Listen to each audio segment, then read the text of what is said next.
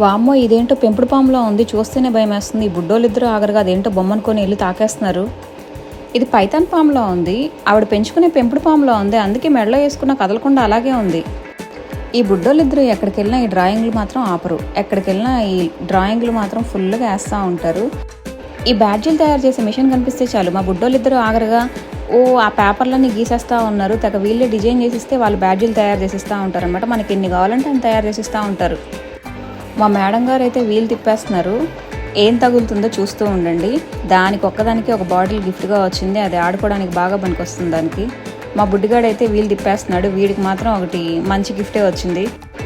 వీడికి ఓపెనర్ వచ్చింది, చక్కగా తీసుకొని బాగా ఆడేస్తున్నాడు. వీడిని వాకింగ్ చేయించాలంటే రోడ్డు మీద వీడితో పాటు నేను కూడా రైమ్స్ పాడుతూ రావాలి, లేదంటే నడవడు మా బుడ్డిగాడు. వీడియో నచ్చితే లైక్ చేయండి, సబ్స్క్రైబ్ చేసుకోవడం మాత్రం మర్చిపోకండి. Signing off.